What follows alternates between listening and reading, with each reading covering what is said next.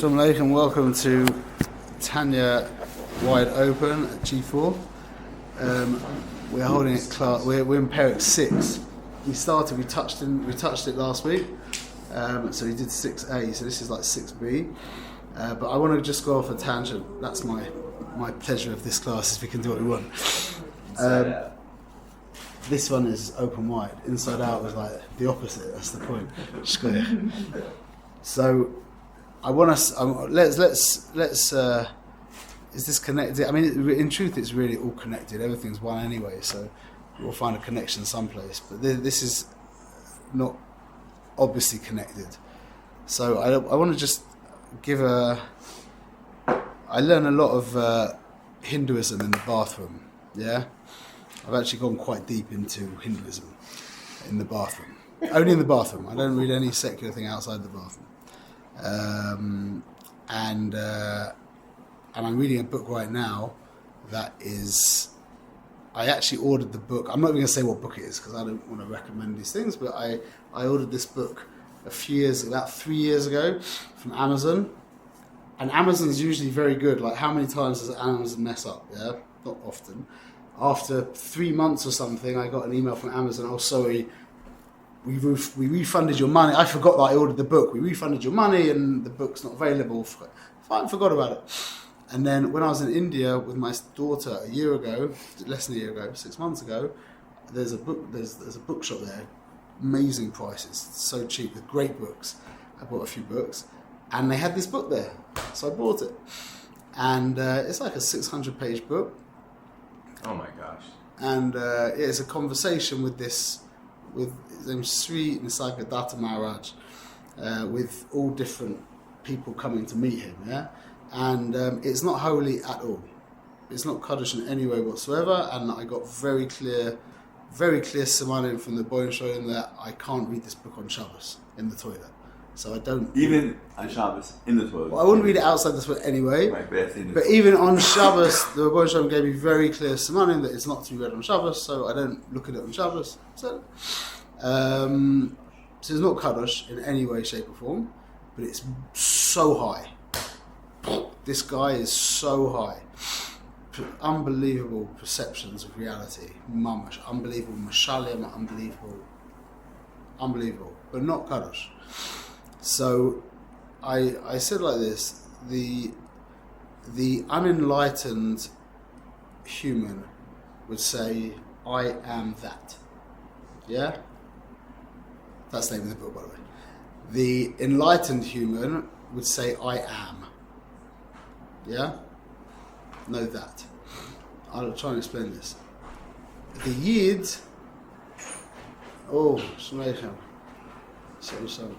the Yid, I have to start again very quickly. The unenlightened human says, I am that. Yeah? The enlightened human says, I am. Without that. And the Yid says, I am yours. And then there's a Madrega higher, which just says, I. No yours, no mine, no his, no nothing. Yeah?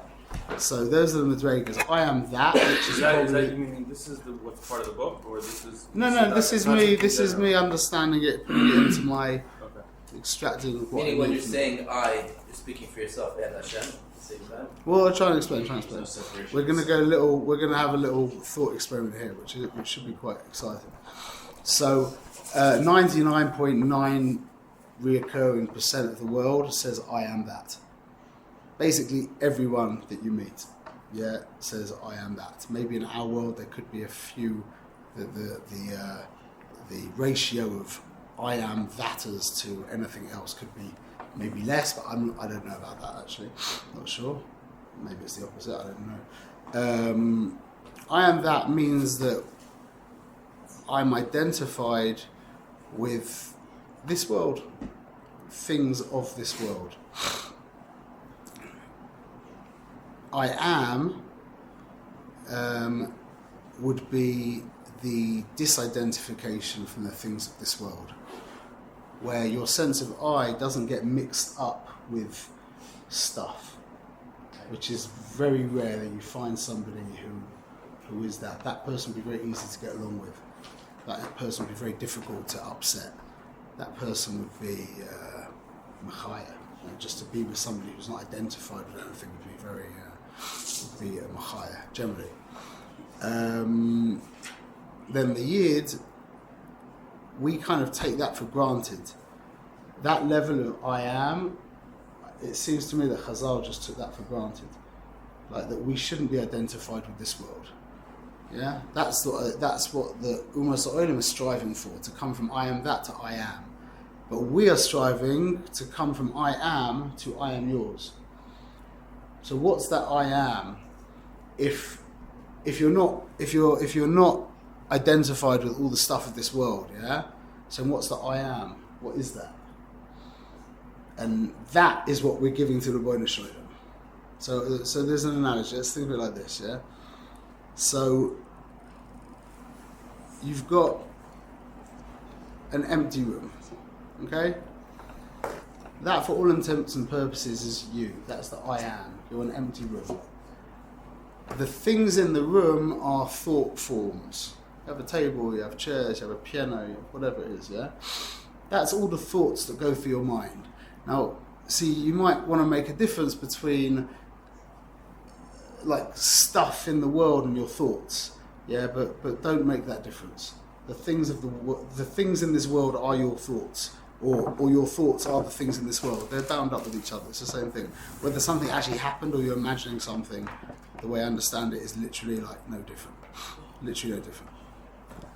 Just as a side point, I heard Jordan Peterson say one time that some crazy thing like 90% or something of the kids he's dealt, or people he's dealt with who've had gone through crazy things with their parents and stuff like that, yeah, like 90% of them came out all fiction.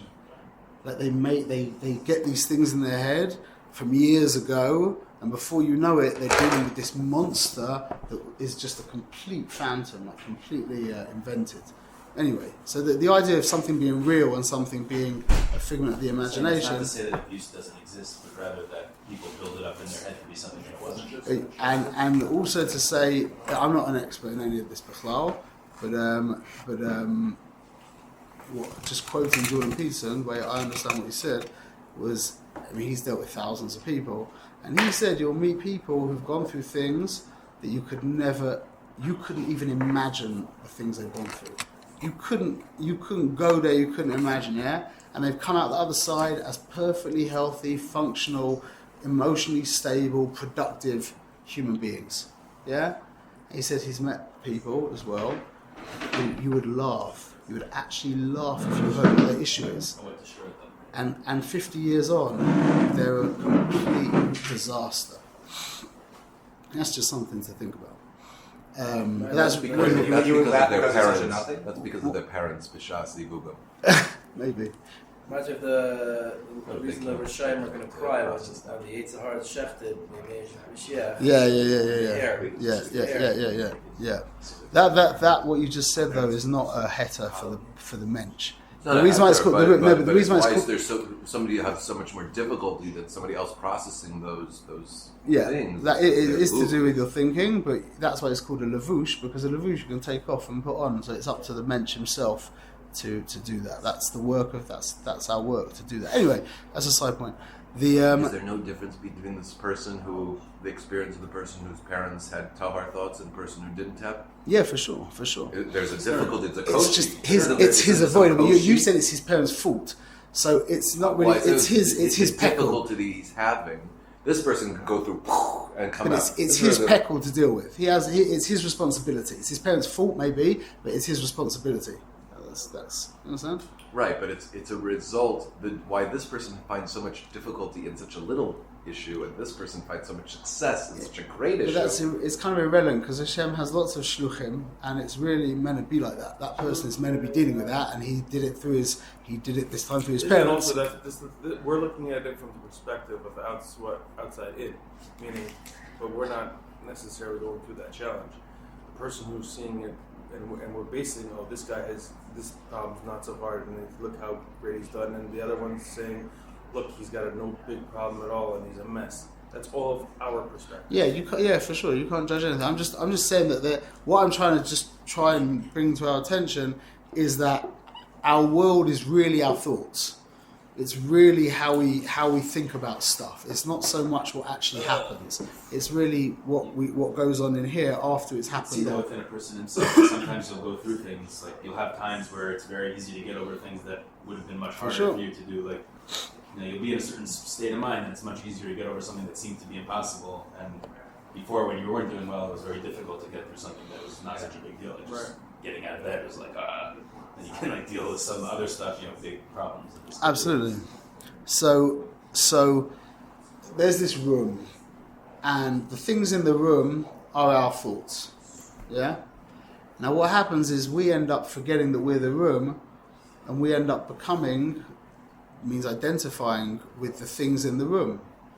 So instead of being the room, you're now the chair, or the piano, or whatever it is. The floor, most of us. Yeah, whatever it is. So what we need to do is to step back, so to speak, and disidentify, which in the words of Tanya is called Masir Das. Masir Das doesn't just mean to distract yourself, it means to actually disidentify from whatever thought form that is.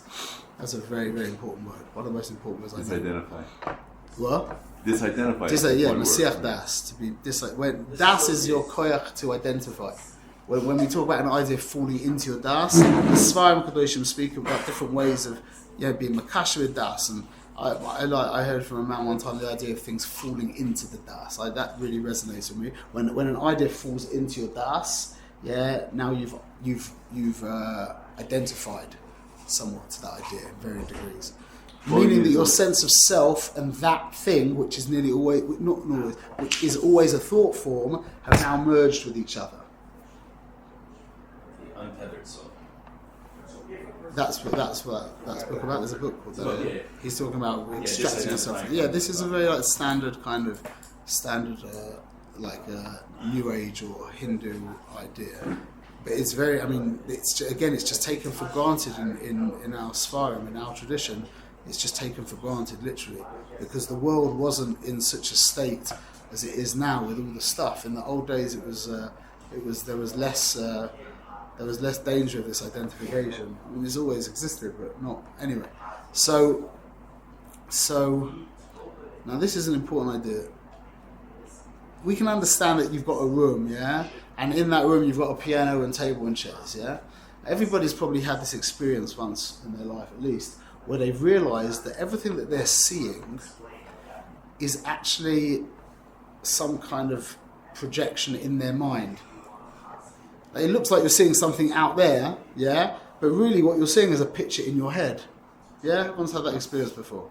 That's one of the feelings of why you have your breath taken away when you look at a massive view or vista, because it's like subconsciously you're amazed at how such a big thing fits inside you. Huh? You can't see anything. What you're seeing is a picture in your mind. Okay. Yeah.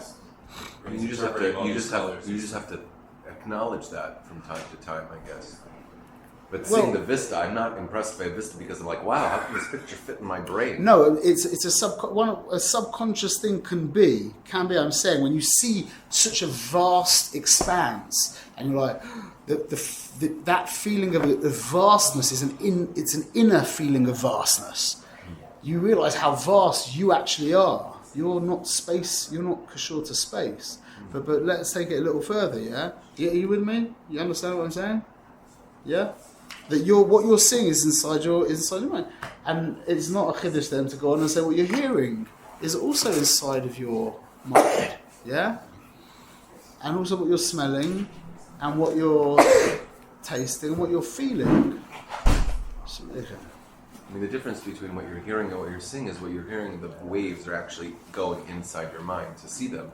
With light, with the vision, what you're seeing is just the light that's going inside your brain. It's a different. The same with touching as well. It all turns into electrical impulses, and it's just everything you experience is in your mind. Actually touch you.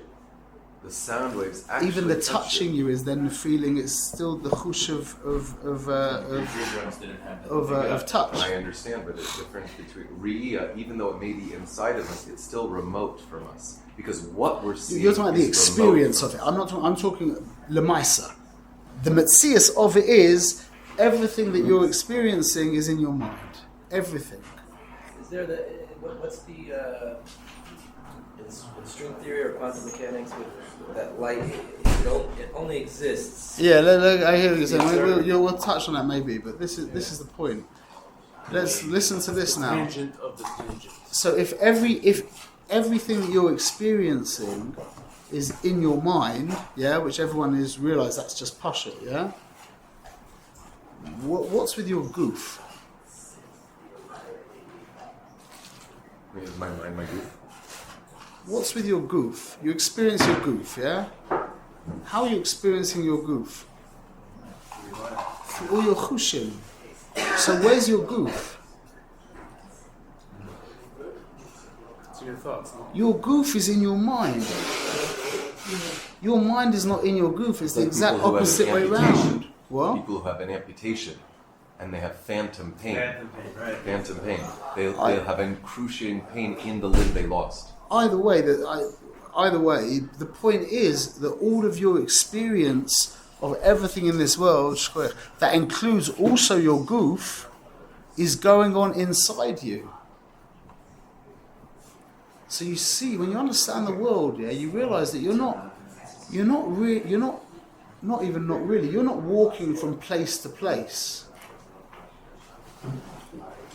You just are. And everything's moving through your mind. You with me? Even your goof. Your goof is a figment of your mind. Your goof. So to say that the soul exists in the goof is a concession. The truth is your goof exists within your soul, in your mind, however you want to say that. You with me? Yeah? So that is called becoming an aid. Ayin Daled, a witness. That experience of disidentification, which includes your goof, and your emotions and your intellect and everything, and the table for sure, and your business and your social media network and everything, yeah? That's called becoming an aid. What does aidus mean? A witness, yeah? Aid is Loshen Da, backwards. Yeah. It's the undoing of Das. That's what aidus is. Aidus is, I've got no nagia, no personal, I'm just seeing. That's what an aid is. An aid with a nagia, which would be called it fell into your dust, which means you've identified with the Inyan, is puzzle. So the Inyan of Re'iyah is literally, you've separated from all of the things in the room, and now you're the room. Or let's say more accurately, you're the space in the room. You're the space in the room in which all the things, including your goof, exist. The observer?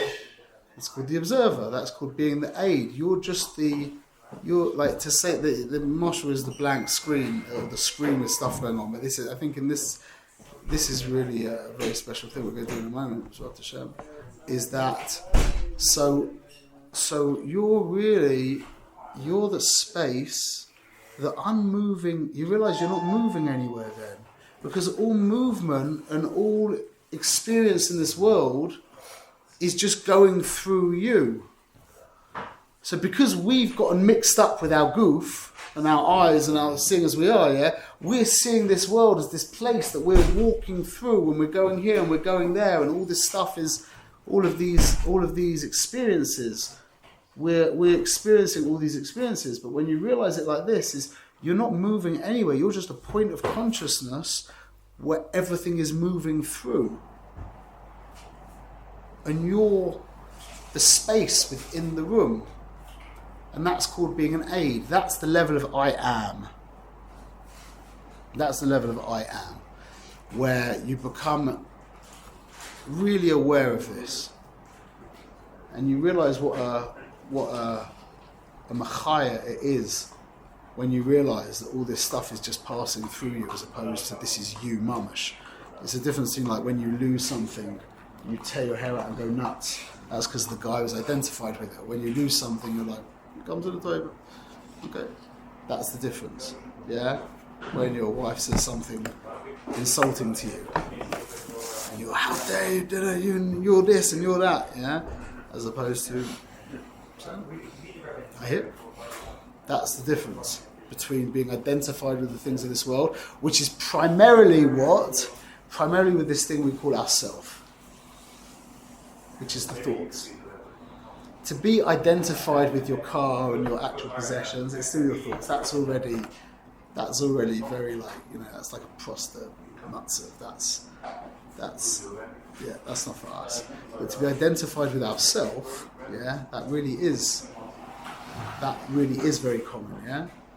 So what's the Indian? If that's I am, where we've disidentified, what's I am yours?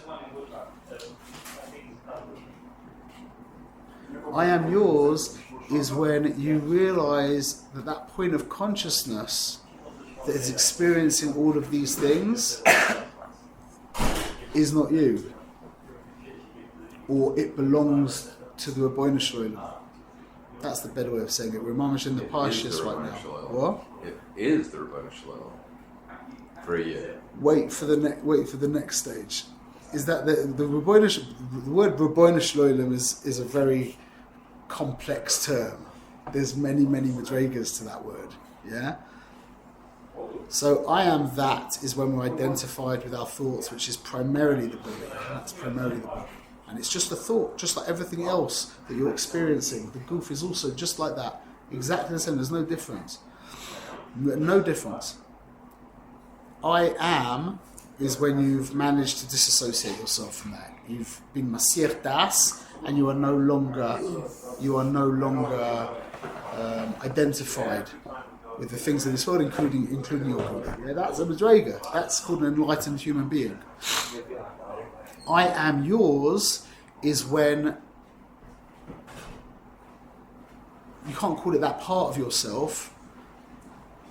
It's yourself, yeah. That witness, that aid, belongs to the Rabbeinu Shalom. That's Shema Yisrael Hashem Elokeinu Hashem Echad. That's why the ayin and the daled are big. Yeah, we're giving that to the Rabbeinu Shalom. Yeah, and if you're able to give the aid to the Rabbeinu Shalom, then Kal V'chomer, you've given everything else. You've given the walls and the things in the room to the Creator. And that's where our avodah lies. The avodah of the Yid lies in that realm, the giving of the aidus, of the witnessing consciousness, giving that to the Rabbeinu Shalom. That's called Ein Od Milvadoi. Yeah. Whereas Paro said Ani v'Afsi Oid, I am, and he said Ani Asisisoni, I made myself. Yeah. I'm the balabas over this witnessing, the part that just knows. That the essence of who I am that knows, that's me. We say no. The essence of that part that knows, yeah, that's for you. That's what we say. That's I am yours. And that's the whole avoid of being Mali, the whole. That's a tzaddik. That's a genuine tzaddik, where he is absolutely cognizant of the fact that he belongs to a Rabbeinu Shalom. Like we said before, like with your printer, like the absurdity of your printer developing its own agenda. It's just crazy. You'd throw it out the window immediately and buy a new one. Yeah, there's no difference. We were made by him. Koiner Koil. He owns us. We belong to him. It's just simple. Very, very simple. Is that like the mashal? Why printers are so finicky? Could be. So now there's the next madrega. So if we can try and get to this place for a minute, yeah, and if it's helpful to close your eyes, maybe that we're miyachid ourselves to this inyan of being the space in the room. We are the space in which the things exist. We're not the things. We're the space in which the things exist. And just as a side point, if you want to, if you ask any physicist how much stuff there is when you're looking at a solid object, he'll tell you it's something like 99.9. I think that's 13 nines and then a 6% of empty space. That's how much actual physicality accounts for. Yeah, the space inside an atom is, from what I learned, is on a basic hydrogen atom where you have a nucleus and you have an electron zipping around, although it's not, nowadays they understand it in a more sophisticated way, but just it still helps for us to understand this. You have a neutron, you have a nucleus with an electron zipping around, yeah? That's like you have a neutron and a proton, and then one electron spinning around, that's a hydrogen atom, yeah?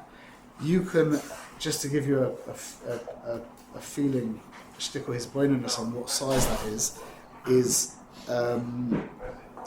if you take a 1 millimeter, yeah? 1 millimeter. For America, that's like, what, a half, an eighth of an inch? Anyway, you take a 1 millimeter, yeah? Which is like that. Take 1 millimeter, now divide that into 1,000, and that's called a micrometer. So when you buy foil, aluminum foil for Pesach, it has like 180 microns or 80 microns, 150 microns, like the heavy foil. That's a micrometer, meaning if it's 100 microns, that means it's a tenth of a millimeter. Yeah, there's 1,000 micrometers in a millimeter. Yeah. Now take one of those micrometers and now slice that into 1,000. Now you've got a nanometer. That's what a nanometer is. So there's 1 million nanometers in a millimeter. Yeah? Now take a nanometer. Now you could fit, apparently, so I've heard, I've never seen this myself, you could fit 5 hydrogen atoms stacked next to each other in a nanometer. So if you were to line up hydrogen atoms between a 1 millimeter in a 1 millimeter space, you would have 5 million atoms like holding hands, yeah? Another way to see the space issue is that if you had a penny was the nucleus. Wait, this is where we're going to go now. So this is the point. So this is the point. So you have, that's an atom, that's just how small an atom is, yeah? And we said as an atom is you've got the nucleus in the middle, and then you've got the electron zipping around, yeah, according to the old way of understanding it. But it will helpful for us. So I'm just seeing my physics friend cringing at what I'm saying now because it's so like babyish, but it's just to help us understand a little bit. It comes out that if you were to size up the nucleus to a grain of rice, not a penny, to a grain of rice, yeah, how far away would that electron be spinning around? The top of the Empire State Building. So it basically take 2 football pitches, 100-yard football pitches, and you put the rice in the middle. And then you draw a circle around with a 200-yard diameter. Yeah? That's the distance of the electron to the proton. So now, how much chomet, how much physical space is there? If the only physicality, if you can even call it that, is the grain of rice, and then the actual electron would be much smaller than a grain of rice, zipping around that space, what percentage, what ratio is the grain of rice to that 200-yard diameter? And it's something like, it would be 99.999999996, I think, if I remember correctly. It's like 9 nines and a 6 percentage empty space. So when you're actually looking at the things of this world, according to modern day physics, how I'm explaining it as an idiot, there's like no physicality anyway. So in the moshel of our room, where you're the space of the room, what are these things anyway inside you? They're just you anyway. You're just getting confused with an illusion of some kind of solidity, something solid. You with me? But really, it's just empty space, and you're the space of the room. So this is the next step. This is the fourth level, is I. So forget that I am yours, that's us, that's the Yiddish perspective, just the Nagoyish Avodah. So you've got I am that, then you are Masiach Das from the that, and now you're just the I am. And you're just the space within the room. And then the walls dissolve. That's I. Meaning there's no room now.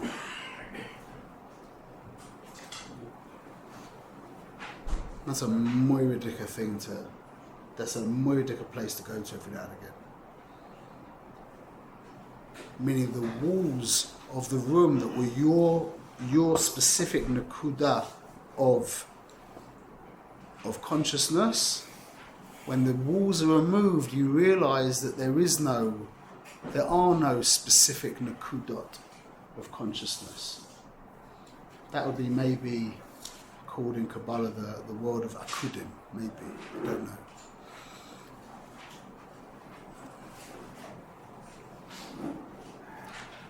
That's a very good thing to think about. What's the? No, it certainly makes all those problems much more minuscule. Everything goes. But don't forget the avoider. Obviously, this is the difference between the avoider of the Hindus and our avoider, is that their avoider is just to get to that place that I just spoke about, the I, or the I, at least the I am. But that for us is just a prerequisite for our avoider. Our avoider is the giving of that to the I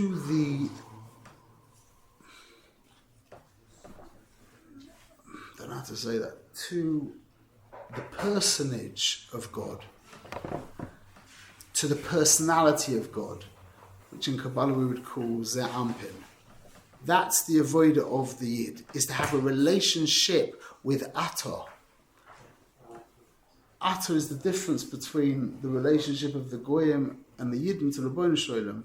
Because Atar, whenever we say Atar in all of Yiddishkeit, yeah, we are speaking to reality mamash, yeah, you'd call probably the Ein Sof, but through, it's even to say through is not correct, through Ze'ampin. Through Ze'ampin, through, this, it's not through, it's like when I'm talking to you, I'm talking to your body. I'm not talking to your body, I'm talking to you. I don't say I'm talking through your body to you, but if your body's not there, I can't talk to you. So how, that's the exact, how do you say that?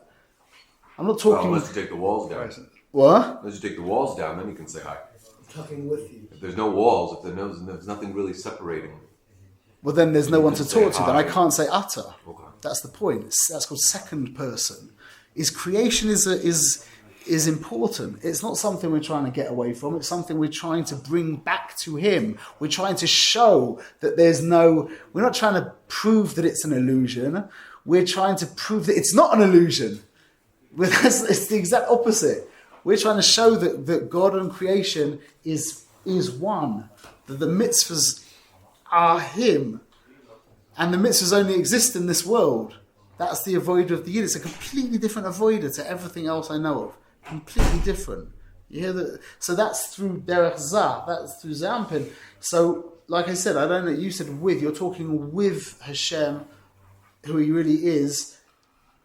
But it's like I'm not talking to your goof. I'm talking to you. But I can't do that without the goof. So that in a sense is the room. That in a sense is the walls of the room. You with me? And that's what we're trying to give back to the Rebbeinu Shalom. Because the things in the room, they're not props. Yeah, they're not even really real, like in a sense. They're just, their purpose is there to be used for mitzvah. Like they have no ontological independent. They're nothing. They're literally, the only relevance of these things is that you can do mitzvahs with them. The only relevance of all of the things in this world is their relationship to a mitzvah. So what are they? So what we're giving back when we say "I am yours" is that this point of consciousness that we are, that is raising up all the things. So, like we said before, every mitzvah is a coordinate in time, space, energy, and matter. We've said this. We have said this. I'll say it again because it's very important. So you have every mitzvah. Like to fill in, you have to put on at a certain time from, say, 4 o'clock in the morning to 5 o'clock in the morning till 6 o'clock in the evening. Right now, you have a place. You could say it's on your arm. You could also say you're not allowed to put them in a bathroom, a place, a makom matuf. Then you have the chomer of the mitzvah, which is the black leather boxes with the parshias, etc. Then you have the koyach of the mitzvah, which is the Yiddish energy, the yid, that's the yid. If any one of those things on the mark, no mitzvah took place. So when we say I did a mitzvah, that's really a very big concession. You become a chalik of the mitzvah. That's a much more accurate way of explaining it. You're not doing a mitzvah, you're an ingredient in the mitzvah. You're the energy.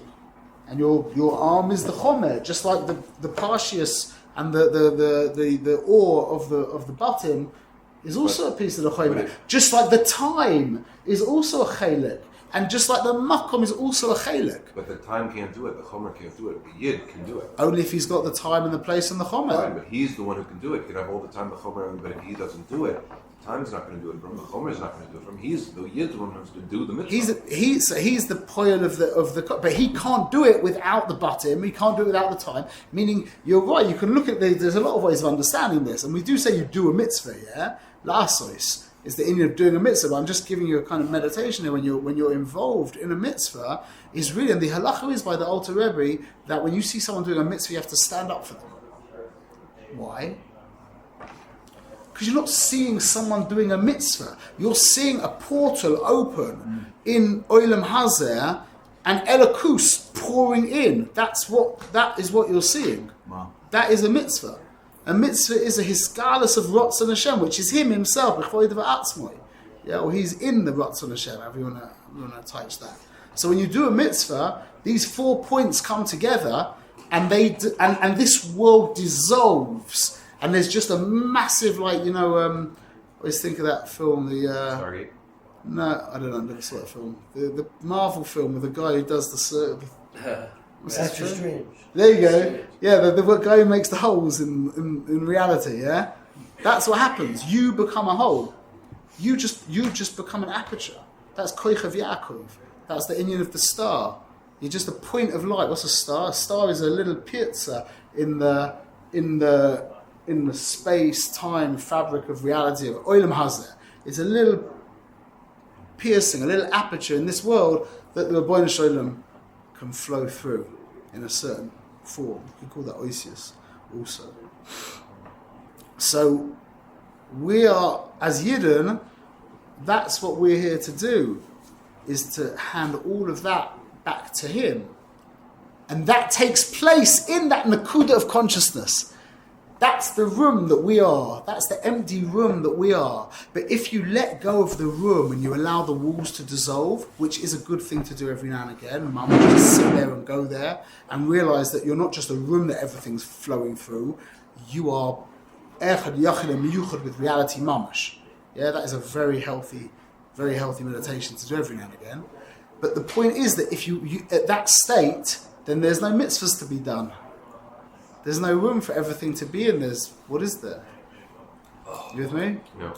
What was this last? If you let the walls dissolve, which is that the level beyond I am yours, that's I suppose the ultimate level that the Eastern traditions are trying to get to, where it's not even I am, it's beyond the I am, beyond the aid, yeah, beyond the silent witness they talk about, yeah, that's not we're not that's not interesting to us. Like it's interesting to us, but that's not in any way something that we're because is that even a destination for a guide?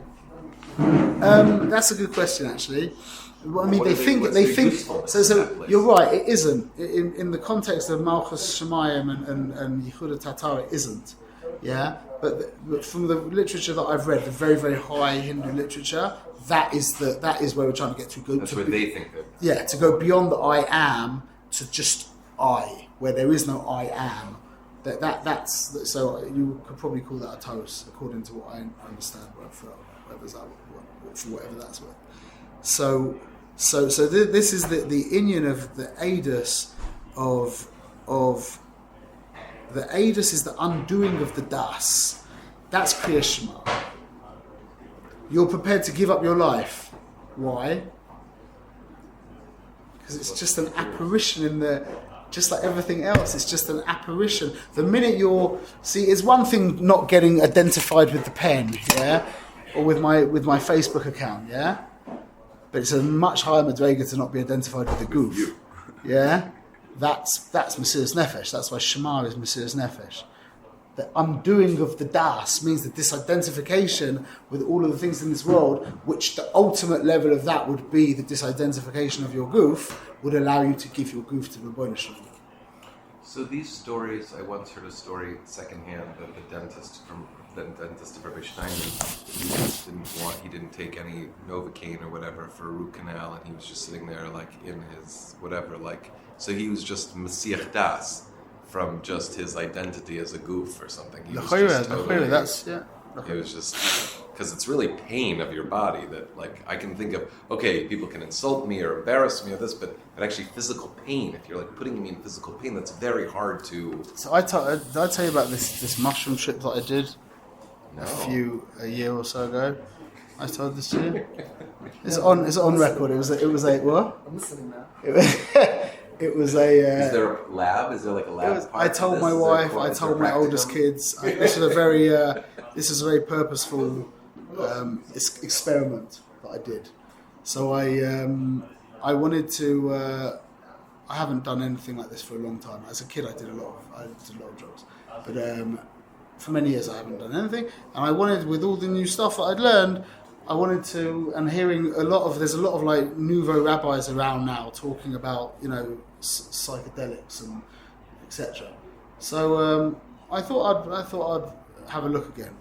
Yeah. So again, I did this very much with my wife's permission. I even told my oldest children, and it was a Friday morning. Yeah. So I got the chomer. However, I got the chomer, and the last time I'd done it, I remember having a terrible stomachache from mushrooms, yeah? So I followed the YouTube instructions of how to prepare a soup. Mahadran min mahadran, yeah? And I did it with the lemon juice and the whole thing. What? Lemon taki.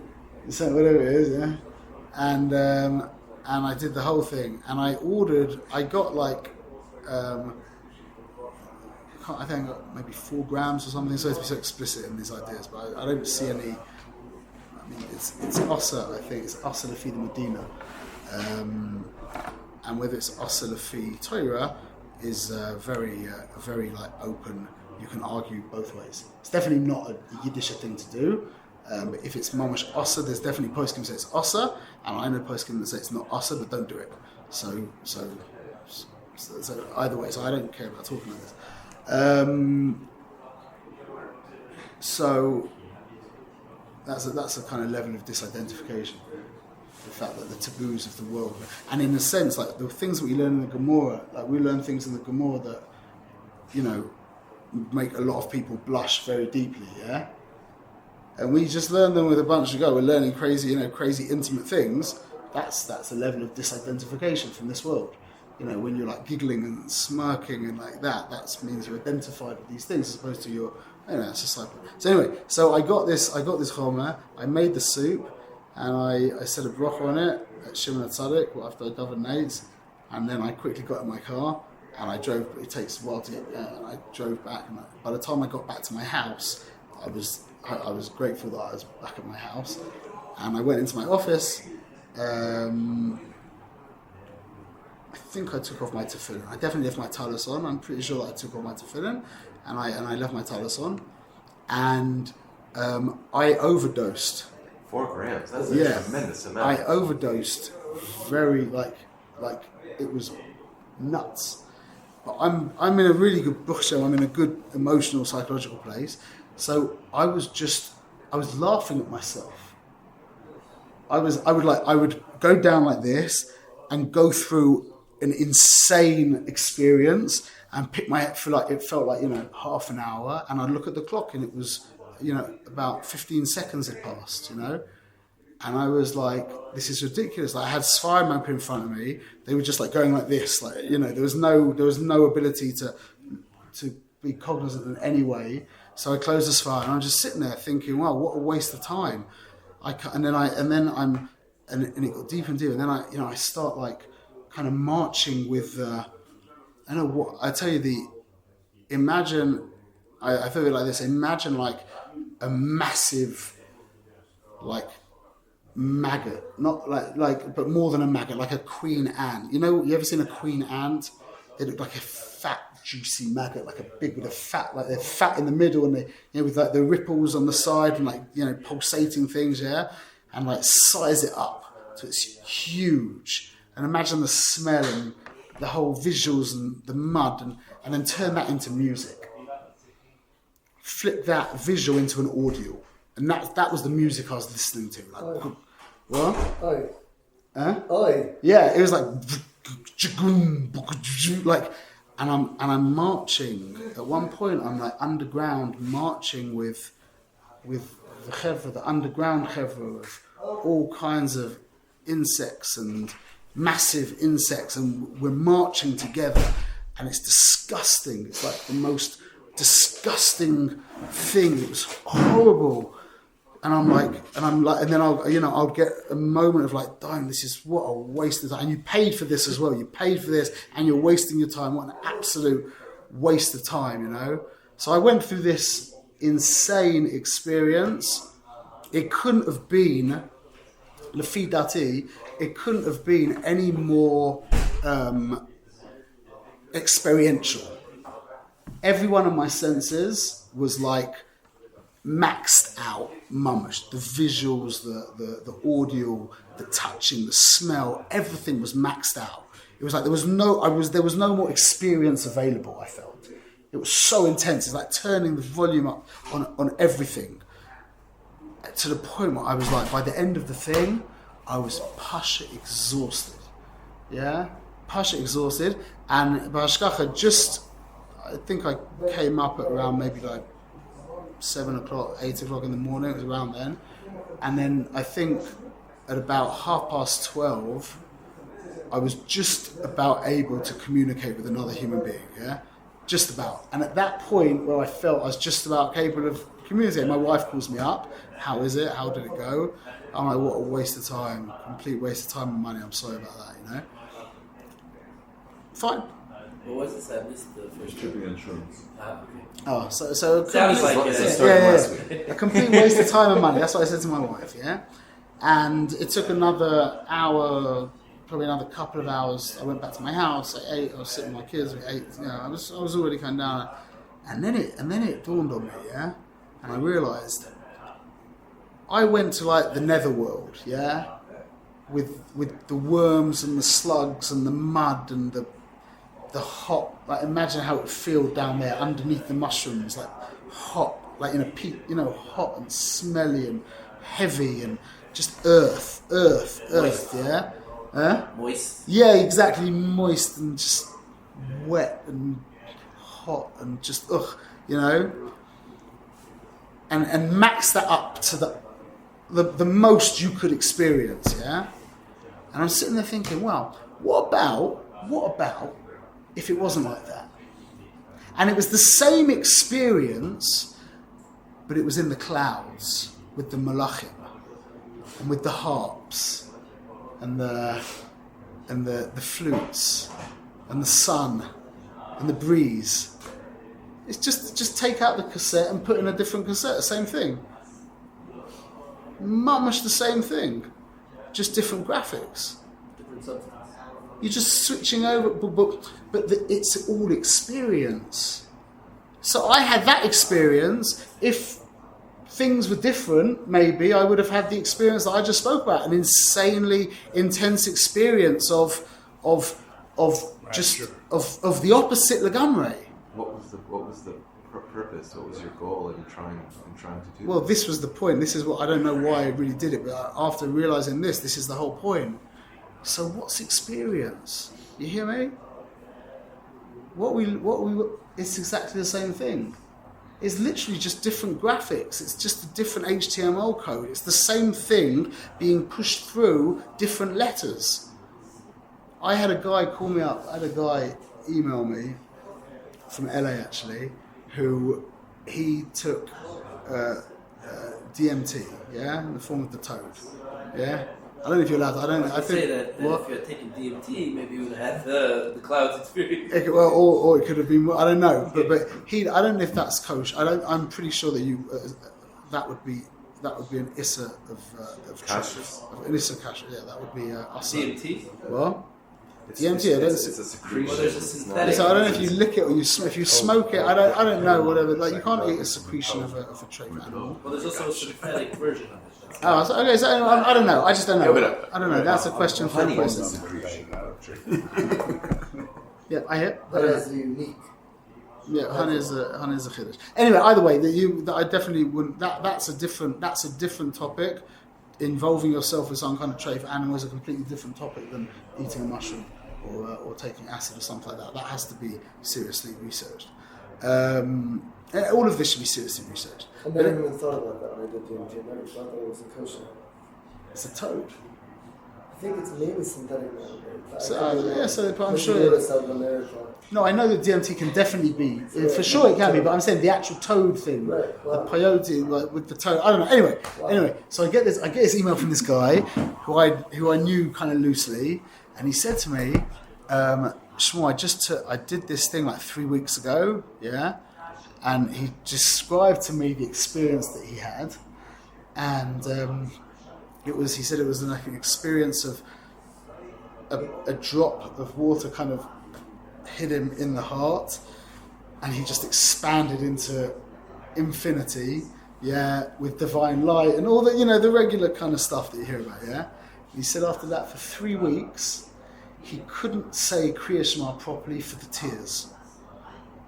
3 weeks he couldn't go to. I don't know if he went to Shema anyway, but in his house he's saying Kriya Shema with so much tears that he could hardly say the words. He said, "V'ahavta es Hashem Elokecha," just through a flood of tears. Imagine that, So you can have these experiences. I'm just trying to help us get over this idea of experience. Do you realize how we're looking like this experience that I had that was so unpleasant? It could just be pleasant. You're just substituting the graphics, but the basis, the metzius of what it is the same thing. That's what they chase. It's all neurons. That's what they're chasing. Chemicals. They're chasing. So someone said what? They're chasing more and more of that possibility. That's what you want, but the actual yeah. experience itself is like, what is that? Like we talk about experiencing God. What does that mean? It's just to experience neurochemicals. It's just exactly. all neurochemicals. That's the point. So, but when experience becomes something very choshev to you, now you've got It's the furniture. The neurochemicals is the furniture. Exactly. It's already distant. It's so low down. This idea of experiencing God is so low down in the system. Where could you experience God? I don't even know what that means, because I know that these chemicals do. If I had But isn't there an that experience of I am yours? Isn't that an experience? that's like let me ask you, what's the experience of your child? Tell me, describe the experience of your child. It's like a stinky diaper. Your 15-year-old. Very stinky. What's the experience of that? There's no experience of that. You don't have an experience of your child. It's much too kadosh for experience. She's your child. You know what I'm saying? What's the experience? A lot of the time they're annoying. You don't want to be with them, or they're just asking for money, or whatever it is. Like a lot of the time, the experience isn't amazing. And sometimes you have and sometimes you have nice experiences. It could be you have lots of nice experiences. That would be a lovely thing to do. But that isn't what it is. You hear me? You can't talk about it. It doesn't lend itself to articulation. It's too heilig for that. That's what it is with Rabboni Shalom. We're looking for the experience. You're missing it. You're missing the whole point. What you're looking for is the giving of myself to you. What we're searching for is the avoider. That's what we're searching for. That's your experience with your child means that when you look at your child, you're just thinking, how can I help you? How can I add to your reality? That's the experience of a child. You with me? Not can I get nachas from you? Yeah. Giving versus receiving, servitude. It's the same thing. It's like, how can I add to your reality? When I'm looking at my child, my whole question is: do you need chinuch right now? Do you need a shoulder right now? Do you need some money right now? Do you need some advice right now? Do you need me to shut up? Do you need me to get out of the room? Do you need a hug? Do you hear what I'm saying? What's the experience of that? It's a complete 180 to everything that I've always learned in Yiddishkeit. That's what we're looking to do, is how can I add to your reality, Rabboni Shalom? You made me. That just makes sense anyway, yeah? That's the extraction from the experience. What I was trying to say with the whole story of the mushrooms is at the end of the day, what is the experience? It's just another thing of this world. Don't think you're going into Olamas Elyonim. It's just, like you said, it's physiological phenomena happening in this world. Going up in the Olamas, if you were to go into Atzilus, whatever that means, is you couldn't go into Atzilus because there's only oneness in Atzilus. So how would you go into Atzilus? You would be nisbatel into that. Yeah, could you go up in Madregas through Yetzirah and Bria? You could, yeah, and that would lead to feelings of greater selflessness, less of me.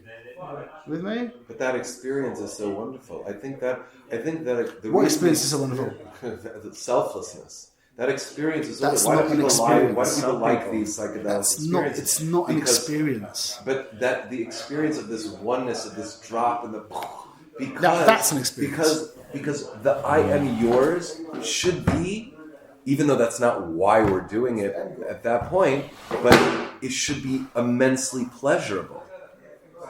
It should be immensely pleasurable. Not on a way that we understand pleasure. Fine, but we can always... what I just said is not fine. That's a big thing. We understand pleasure as some kind of... Reward? No, we understand pleasure on a level of... there can't be pleasure without a self. Yeah, but we're talking about the pleasure of God. That's the Indian of Misaneg al Hashem, which we said, where you become a keli for Him. But that probably feels really good. No, that's not. It's not a feeling. This is the whole. This is exactly what I'm trying to say to you. Feels really good. Does it it's not a feeling. Okay, it's not a feeling, but whatever it is. So go and carry on. If it's not a feeling, is nice, is good. It's you know what the word is? What? It's real. Real. That's very different. And that's what people love about that thing. They feel so real. They feel like reality in a way they can't experience in their, So I'm telling you, that isn't reality. Reality. So it may not be reality for you. Really, you have this kind of way to jump, like to trigger your brain to feel that, but and just seeking that experience is not going to get it for you ever, because the seeking of the experience is just further self-centeredness. Motivation, right? But the totsa'ah of being in reality by I am yours. But those drugs are not. That isn't the reality. Oh. So I'm trying to say to you, reality is not an experience. Just like your child, you're not something you can feel amazing things, We can feel feelings can be orgasmic, yeah? Feelings can feel amazing, but they feel amazing. This is a completely different thing we're talking about. That's not the tachlis to feel anything. Well, of course that's not the type, but I'm trying to say to you that this is like, do you need to have these experiences? Like you need to exercise. Like you need to have good food. Like you need to get enough sleep. Yes.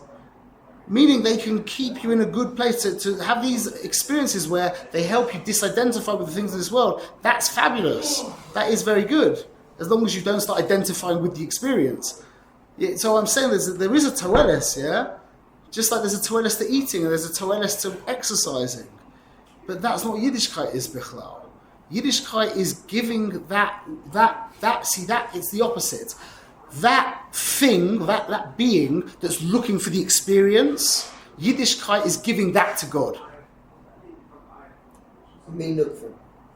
And the more that we... Yeah, that's called man, yeah. Yeah. Yeah. You understand what I just said? It's the exact opposite. Not exactly sure giving that The experience. space that's looking for the experience, that's what you're describing. What I'm talking about is giving the space to God. It's opposite. And then what's the result of that? There's no result of that. Well, what's the reality? There's no result of you for that. There's no result for you for that. There's just reality. Yes. And as you become more real, that means you become less. So you are becoming more real, meaning you're becoming less.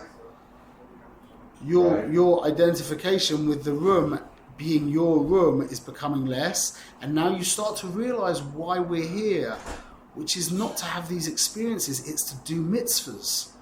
It's to learn Torah and do mitzvahs. And now all the pressure is off.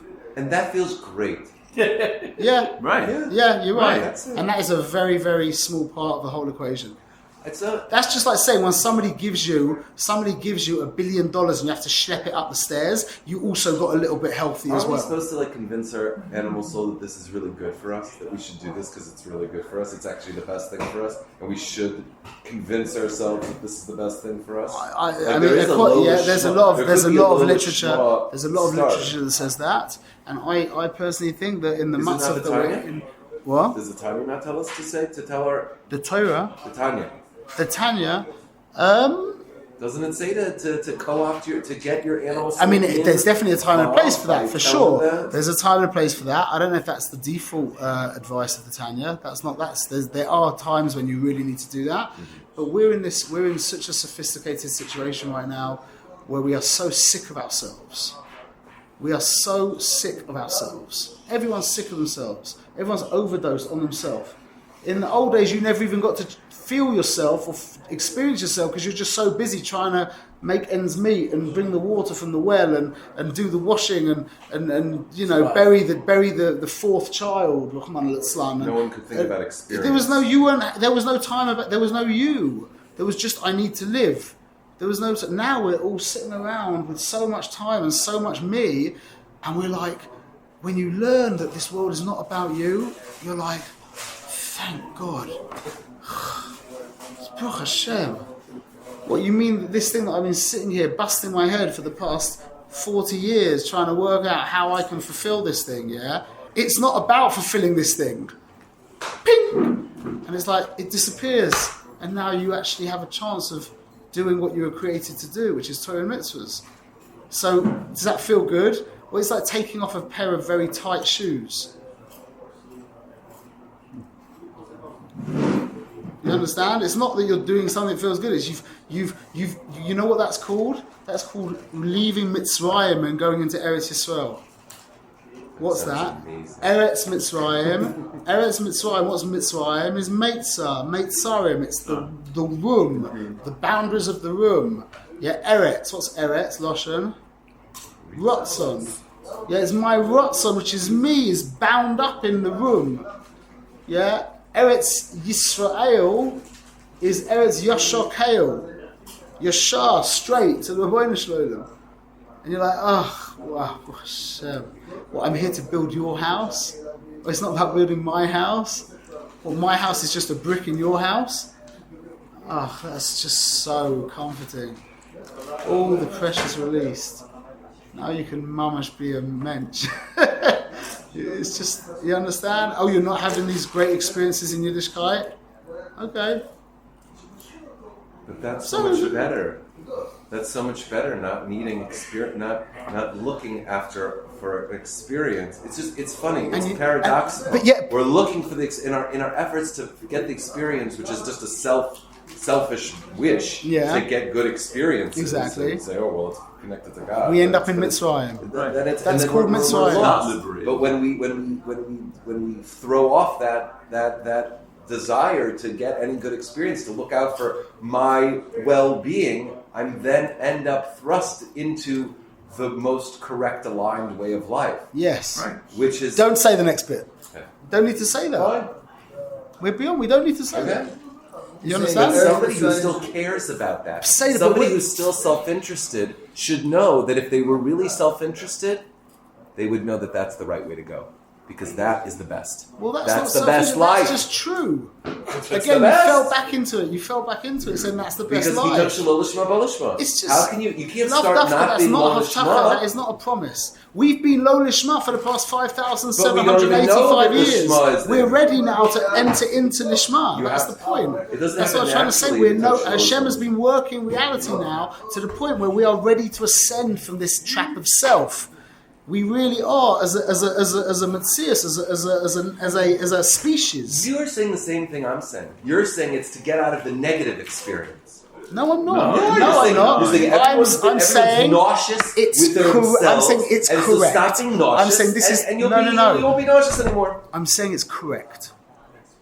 Just like your printer, who starts printing his own stuff, and every now and again he's not there, he's gone to Tel Aviv, and you're like, what's going on? Yeah, that's just not right. Not correct. It's just not correct. That's not MS. That's really the eights of the Tanya. That's really the eights of the Tanya. It's just not true. You are a creation. He created you. You belong to him. Finished. Now it might be that you've been programmed for the past 40 years that you can't deal with that. So part of the giving yourself to him has to be the deprogramming, or that you need the experience, because just like you need to eat, if you don't have experience, you'll curl up in a ball and go nuts. So you need that experience. But again, it's in context of not that it's giving something to me, it's that it's giving to him. That's right, but it's just with it's to know before you embark on this journey. Why would I ever want to embark on this journey? Okay, but we're on the journey now. Okay. We've embarked on the journey. But you're right. If I was talking to a secular person, ironically, I probably would say the same it's in a thing. person's best self-interest. Ironically, it's because it's correct. Because it's correct, it's for a person's best self-interest. Their self-interest is, if they are looking after the experiences, they will end up depressed. It will be not fulfilling for them. Period. Life will not be fulfilling. If you want to say that, I personally don't see the benefit in saying like that. If you want to say it like that, you could say it like that. I hear. What I was going to add to that is that if you are able to let go of the experience thing, where you start taking Shulchan Aruch really seriously, and if you follow the halacha of Shachris, if you read up on the halachas of Shachris, I might make a few of you feel uncomfortable here, I'm sorry, yeah, is you shouldn't eat before davening, yeah? You definitely shouldn't do any business or check your phone or look at any social media or any notifications, nothing. If you cannot talk before davening, ashreichem, yeah? If you read up what it says about davening, yeah, not drinking a coffee with sugar, yeah? If you need to drink a cup of coffee, you can have some water. Definitely not mazonos or any other food. Definitely not sweet food. Like, read up the halachas of tefillah, yeah, and start to take it seriously. Start to take the eitzes of the chachomim. What? Yes. Forget no. This is the. And why would you do that? Wait. Listen. I haven't finished. I'm thinking. Wait. But the irony is, this is the irony, yeah, is that then Hashem starts to give you these wacky experiences, yeah. But they don't bother you. They don't interest you. And you turn around to Hashem and say thank you, like if he was to give you some money. There again, because you become a vehicle that can raise that chelik of Olam Hazeh up, as opposed to when you want it for yourself, you're just dragging it down. You with me? So these experiences actually start like quite powerfully, and they can get really intense. Because everybody deep down, if you would say, listen, you're really after a great experience. What if I could give you a pill that you don't care what experience happens to you, you're happy? Well, that's obviously the best. That it doesn't matter what the experience is, that I am able to be happy and just amazingly happy regardless of the experience. That's the point. And so that's what we're saying. We're saying it's not about the experience. Once you stop caring about the experience, your life will be whatever, real, correct. It's not real. You're saying the pill makes you not real, therefore you're happy you're not real. No, the pill is still, I'm not saying there's a real pill. You're even saying about happiness, then you're happy, yeah? Your happiness is also not an end. You're right, your simcha is there to serve God with. It's all there to serve God with. It's the same thing. Running after experience is the same as running after kubel. Same thing. If you want to say that some people need kubel, you need to eat a nice children. My kids need to eat children on a Thursday night. Somebody's want to run after experience, to say this is, if you're really looking for the greatest experience, you need to mevater on experience and do this, and it'll be the best. Whatever you want to say, I feel that's you're wanting a great experience. It's not helpful. Saying, if you really want a great experience, you're like. Listen, I hear. That's the great experience you're having. I hear, but it's at the end of the day, we are trying to be using a very helpful answer in this whole thing. Is stop using the word I. Yeah, start talking. Start referring to yourself as we. Yeah, not in a pompous, guy way, but whenever you can use we instead of I, do that. Yeah, stop looking in the mirror. Yeah, never look in the mirror. That's also a very helpful answer. Yeah, whenever you see something needing doing in the house, do it. Yeah. An example of the we thing. The we. Just say. I said when I came in, I said we missed you last week. Yeah, I could have said I missed you last week, but I could say we. If I'm doing it, if there's a context where it's only I, then it would maybe sound funny, but you'll be surprised. It usually doesn't sound funny. But if don't look at yourself in the mirror, yeah. And if you sat down with your food to eat and there's no ketchup on the table, yeah, then see what happens. See if you die by not getting up to the fridge and getting the ketchup. See if you die. See what happens. Yeah. Do you understand? So this is the point. You're kind of shooting yourself in the foot the way you're talking, because at the end of the day, you've still put yourself in the center of the universe. Whereas we should be speaking in ways, we should be acting in ways. When you see something, go into a public toilet. Yeah, I'm going to say something very not pleasant, but this is go into a public toilet and you see on the seat it's been soiled. Yeah, and you're just doing katanim, so you can do your thing and go out. Yeah. Take some toilet paper, clean it up. Imagine such a thing. I don't want that experience. What? See, again, if you get over experience, you just don't care. Those things, living your life in that way. Remember when we said this idea about just taking one paper towel? It's not about taking one paper towel. It's about looking at life, just asking the question, how can I help? How can I be of service? That's it. And it's practicing It's practicing bittul on a daily basis, on an hourly, on a minutely basis. Self-serving. Yeah, you look. In my house, there's a corridor with a big mirror. I mean, it's like a small, where you shower me. So it's not like an American big mirror. But you walk past, yeah, and I've got one kid who's like a real over the shem, yeah. He doesn't, yeah, and I don't. But I don't think I've ever seen somebody walk past that corridor without looking in the mirror. And not look or look? And not look. Yeah. Everybody looks in the mirror. Stop doing that. That's not helpful. In fact, it's the opposite. It's actually very damaging. I'm saying, and this gets granular. You can get, it sounds OCD. Yeah? I've said this before. When you're walking down a street, don't walk in the middle of the road. Who are you in the sidewalk? Who are you to walk in the middle of the sidewalk? Walk to the side. Treat yourself like that, and you'll start. You hear what I'm saying? This isn't like. And life will start getting better. That was a joke. He was joking. That was a very funny joke. Go. Let's say that. There's this mashal. I don't remember where I heard it, but somebody's on the way to see the Melech. On the way to see the Melech, he keeps getting bigger and bigger rewards. To get to the Melech, I don't want until finally you get to the Melech. But on the way, you have to pass up on all the rewards. Let me tell. I'm going to say this story. This story is a story the that idea that the rewards are like the experience. Right. And if you really know what the present is, then you will be mevater on those little gifts in the video. But I want to carry on what you just said, and we'll finish. I will say this mashal and then we'll finish because I love this. This is Rav Manis explained it like this, and I'm going to add in my guide. I'm going to add a teeny little bit on, but it's what you're saying. But it's a beautiful idea that the king opened his house. I said this here before. No, Let's see. Anyway, a king opened up his palace for one day.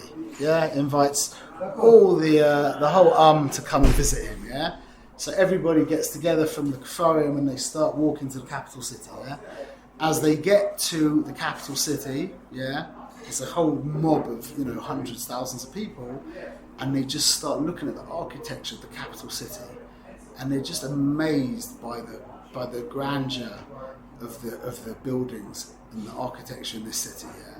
And many of them just kind of mesmerized by the architecture, just kind of.